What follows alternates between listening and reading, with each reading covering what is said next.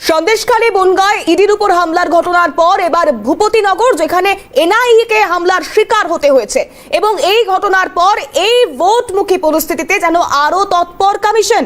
রাজ্যে আসছে আরো 100 কোম্পানি কেন্দ্রীয় বাহিনী আসছে রাজ্যে আরো 100 কোম্পানি। বুধবারের মধ্যেই আসবে আরো কেন্দ্রীয় বাহিনী। ইতিমধ্যেই রাজ্যে 177 কোম্পানি বাহিনী রয়েছে, ফলে 277 কোম্পানি বাহিনী রাজ্যে, এবং সেক্ষেত্রে সব বুথেই কেন্দ্রীয় বাহিনী থাকবে তেমনটাই উল্লেখ করা হয়েছে। আরো বিস্তারিত জানবার চেষ্টা করব। খালিদ জামাল আমাদের প্রতিনিধি রয়েছেন আমাদের সঙ্গে সরাসরি। খালিদ দা, আরো তৎপর কমিশন, বিশেষ করে সন্দেশখালী বনগাঁর পর ভূপতিনগরের ঘটনা যেন কোথাও একটা তৎপরতাকে উস্কে দিয়েছে। ঠিক কি আপডেট কেন্দ্রীয় বাহিনী নিয়ে?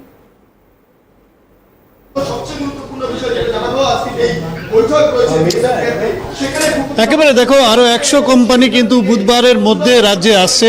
মোট বলা যেতে পারে যে 277 কোম্পানি, অর্থাৎ আমরা জানি যে আগেই থেকে 177 কোম্পানি মোতায়েন ছিল রাজ্যে।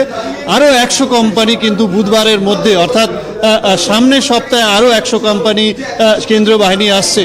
আমরা জানি যে প্রথম দফা নির্বাচনের ক্ষেত্রে যে সংশয় ছিল বাহিনী নিয়ে, সেটা কিন্তু কাটতে চলেছে। তার কারণ যেভাবে একটা সংশয় ছিল যে প্রতিটি বুথে কিন্তু কেন্দ্রীয় বাহিনী মোতায়েন করা সম্ভব হবে না, তার কারণ যেভাবে কমিশন সিদ্ধান্ত নিয়েছিল যে 100% কে বুথে ওয়েবকাস্টিং করা হবে, তার কারণ সেখানে একটা ঘাটতি দেখা যাচ্ছিল কেন্দ্রীয় বাহিনী, কিন্তু সেই ঘাটতিটা কিছুটা হলেও কিন্তু পূরণ করতে চাইছে জাতীয় নির্বাচন কমিশন।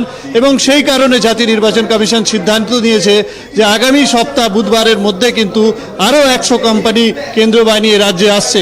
অর্থাৎ মোট 277 কোম্পানি এই প্রথম দফা যে নির্বাচন, সেই নির্বাচনে তাদেরকে ব্যবহার করা হবে, এমনটাই কিন্তু ইঙ্গিত মিলেছে জাতীয় নির্বাচন কমিশনের পক্ষ থেকে।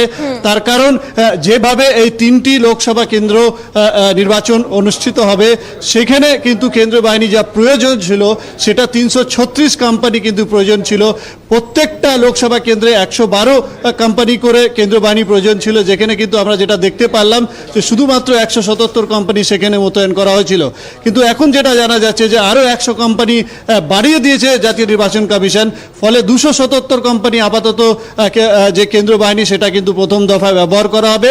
বাকি আরও সিদ্ধান্ত হবে পরে যে আরও কেন্দ্রীয় বাহিনী বাড়ানো যায় কিনা, সেটা নিয়ে কিন্তু যারা স্থানীয় প্রশাসনরা রয়েছে, জেলা নির্বাচনী আধিকারিকরা রয়েছেন, তাদের সঙ্গে যে বৈঠকটা রয়েছে আগামী 10 তারিখ, সেই বৈঠকের পর কিন্তু সিদ্ধান্ত হবে।